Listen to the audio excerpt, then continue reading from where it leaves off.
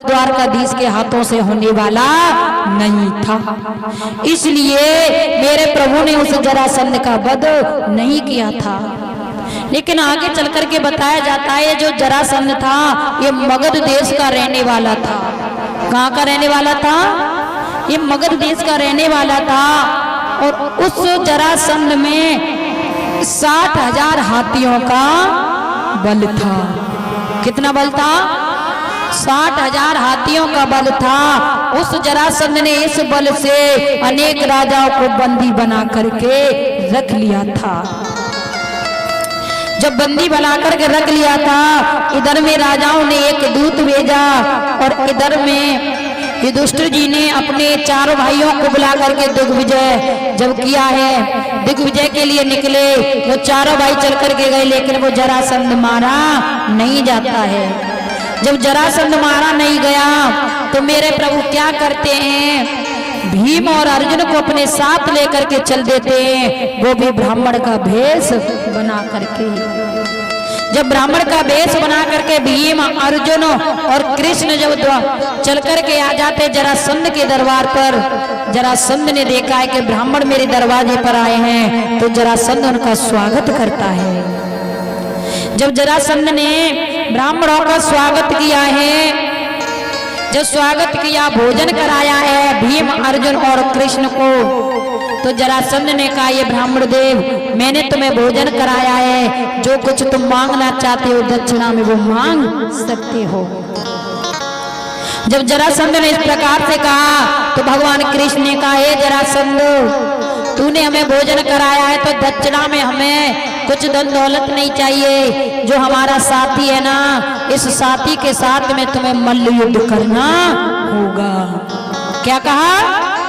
मल्ल युद्ध करना होगा। जब इस प्रकार से भगवान कृष्ण ने कहा है, अब तो जरासंध को हंसी आ जाती है। जरासंध ने कहने लगा ये ब्राह्मण देव, क्यों अपने साथी को मरवाने के लिए फिर रहा है? तुझे पता है मेरे अंदर कितना बल है? मेरे अंदर 60,000 हाथियों का बल है, मेरे आगे कोई टिकता नहीं है। क्यों खामा में अपने साथी को मरवाने के लिए फिर रहा है?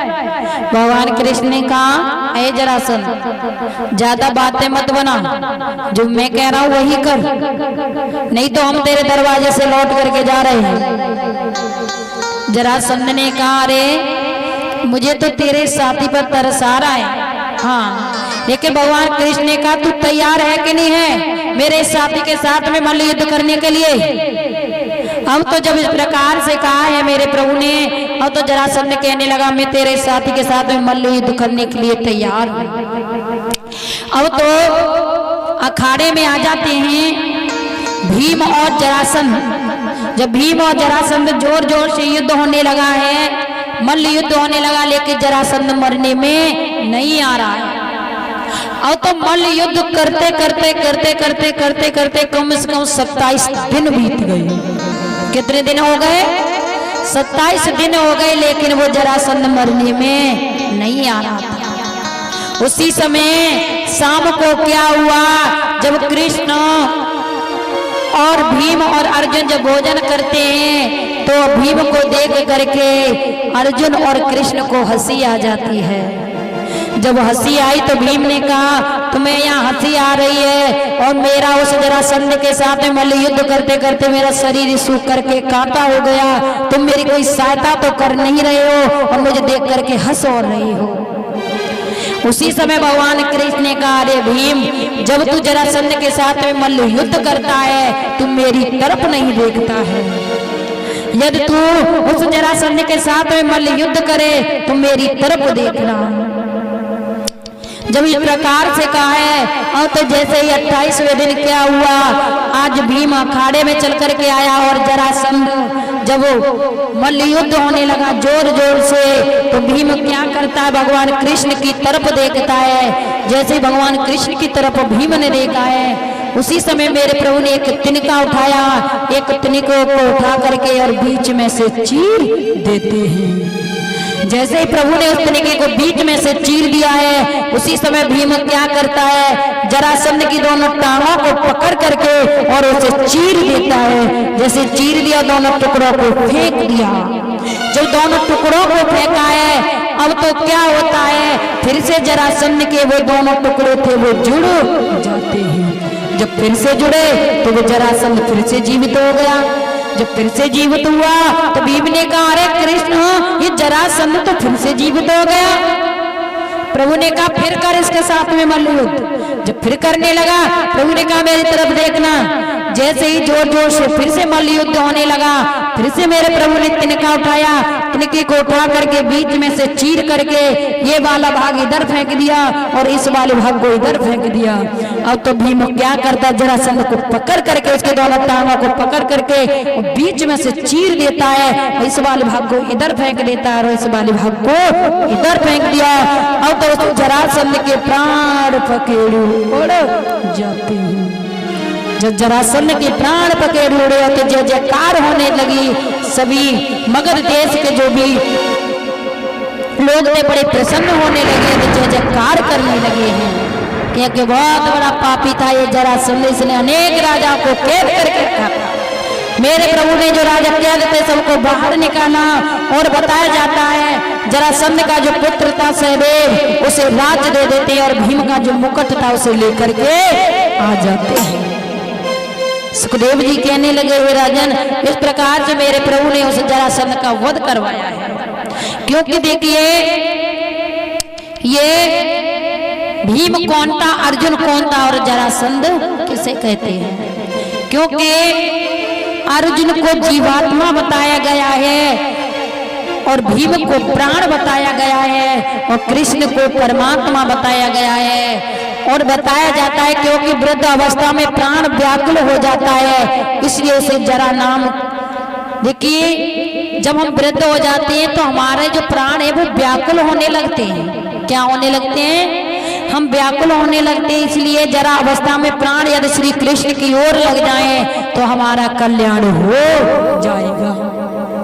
यदि वृद्ध अवस्था में हमारा ध्यान परमात्मा की ओर नहीं गया, लौकिक रिश्तों की तरफ गया, परिवार की तरफ हमारा ध्यान गया, तो समझ लेना फिर से हमें इस मृत्यु लोक में आना पड़ेगा। यदि ध्यान हमारा अंत समय में परमात्मा की ओर रहेगा तो फिर से हमें इस मृत्यु लोक में आना नहीं पड़ेगा। सुखदेव जी कहने लगे, राजन आगे चलकर के मेरे प्रभु क्या करते हैं?